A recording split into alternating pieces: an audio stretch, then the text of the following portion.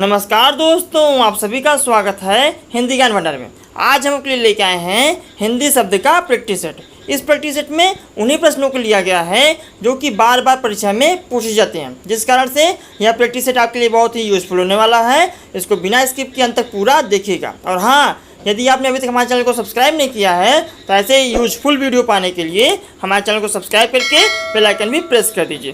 तो चलिए आप शुरू करते हैं। हाँ, तो पहला प्रश्न देखिए, कह रहा है कमल। कमल शब्द है ना, कमल किस प्रकार का शब्द है? ऑप्शन है रूढ़, यौगिक, योग रूढ़, इनमें से कोई नहीं। कमल, कमल आपका कौन शब्द होता है? कमल आपका रूढ़ शब्द होता है। रूढ़ शब्द क्या होते हैं?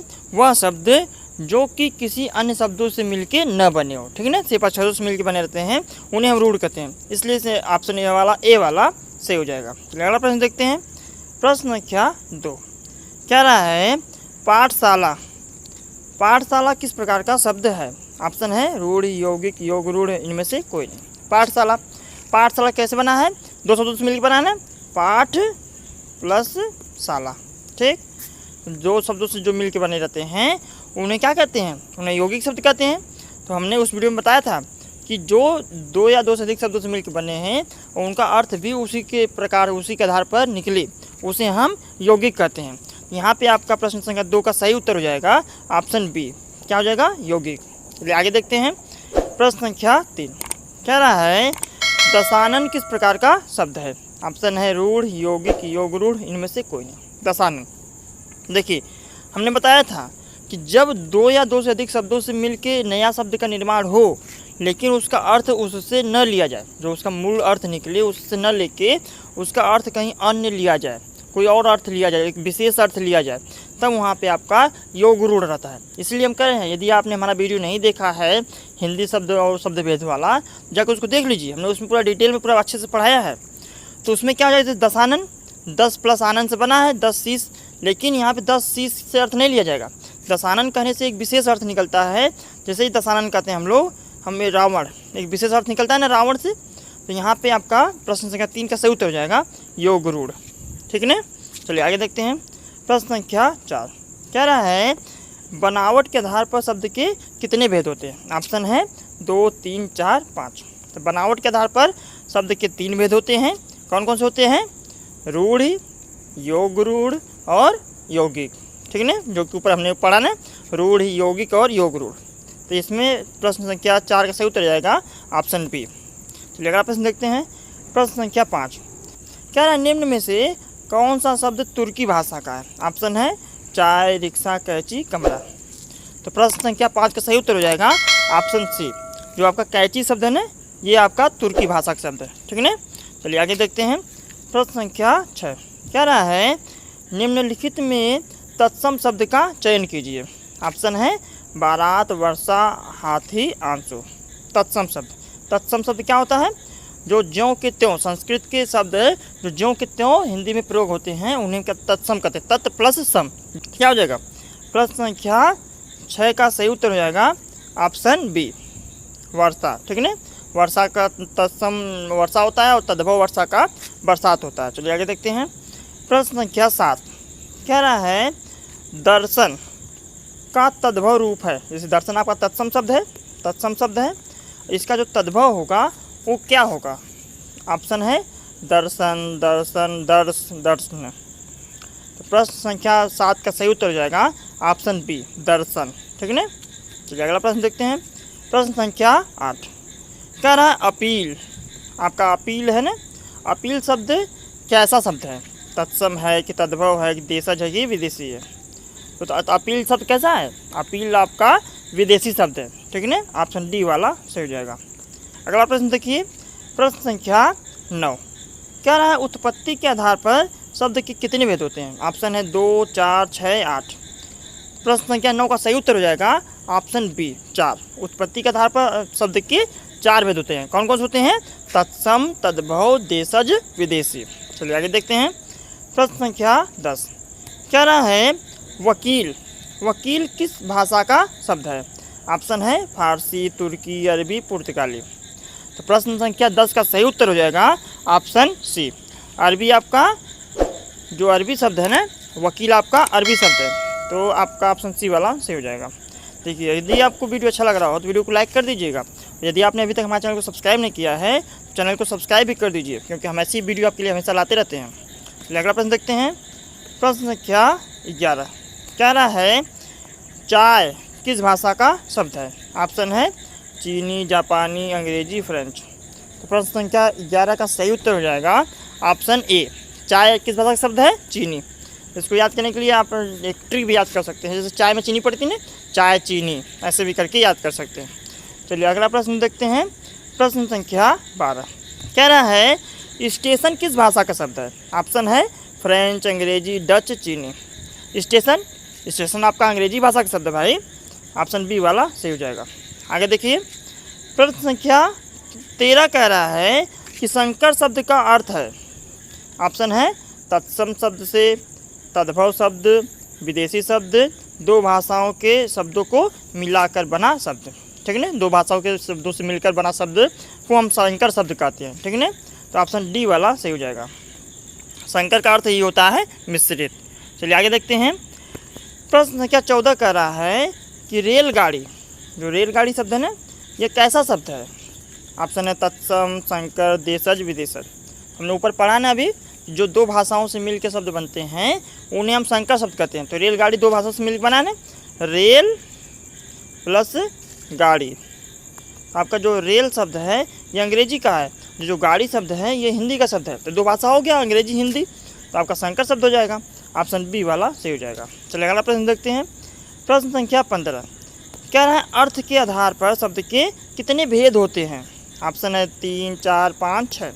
तो अर्थ के आधार पर शब्द के 3 भेद होते हैं। ठीक है, ऑप्शन ए वाला सही हो जाएगा। कौन कौन से होते हैं?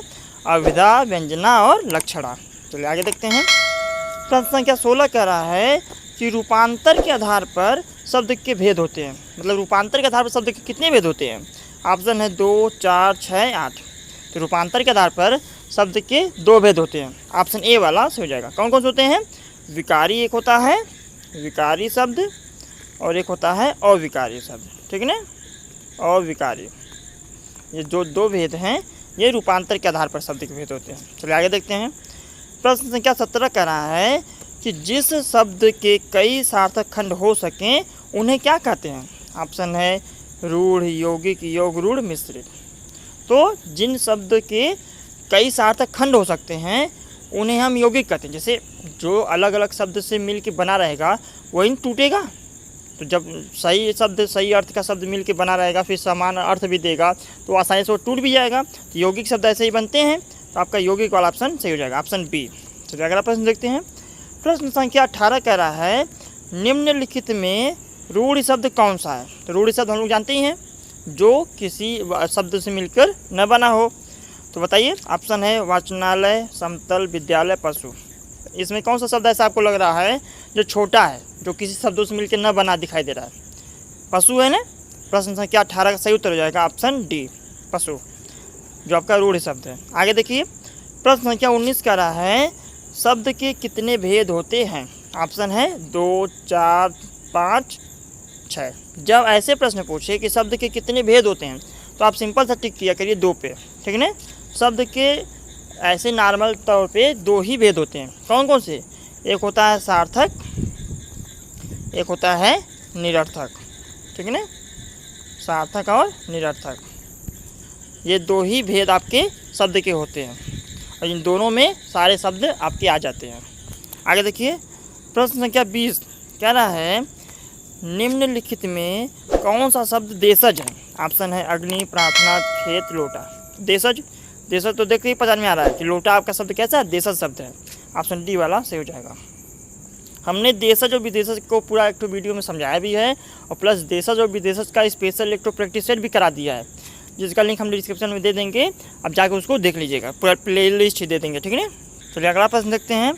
प्रश्न संख्या 21 कह रहा है स्वतंत्र सत्ता धारण न करने वाले शब्द क्या कहलाते हैं? ऑप्शन है रूढ़, यौगिक, योग रूढ़, इनमें से कोई नहीं। तो स्वतंत्र सत्ता न धारण करने वाले मतलब कि जो स्वतंत्र न हो। तो स्वतंत्र कौन नहीं होते हैं? यौगिक नहीं होते हैं ना, क्योंकि यौगिक तो स्वतंत्र होंगे नहीं, वो मिल के बनेंगे, ऑप्शन बी वाला सही हो जाएगा। चलिए अगला प्रश्न देखते हैं। प्रश्न संख्या 22 कह रहा वानर शब्द का तद्भव रूप बताइए। जो वानर है ना, वानर का तद्भव रूप क्या होगा? ऑप्शन है बानर, बंदर, बांदर, बांदर। तो वानर का तद्भव रूप आपका होता है बंदर। ऑप्शन बी वाला सही हो जाएगा। चलिए अगला प्रश्न देखते हैं। प्रश्न संख्या 23 क्या रहा है? आम। जो आम शब्द है ना, किस प्रकार का शब्द है? रूढ़ है कि यौगिक है कि योग रूढ़ है? इनमें से कोई नहीं। तो आम शब्द भाई कोई शब्द से बना नहीं है, अक्षरों से मिल के बना है, आपका रूढ़ हो जाएगा। ऑप्शन ए वाला सही हो जाएगा। और इसका अर्थ भी हमें सरलता समझ में आ रहा है। चलिए अगला प्रश्न देखते हैं। प्रश्न संख्या 24 क्या रहा? नगर किस प्रकार का शब्द है? ऑप्शन है अभिधा, व्यंजना, लक्षणा, यौगिक।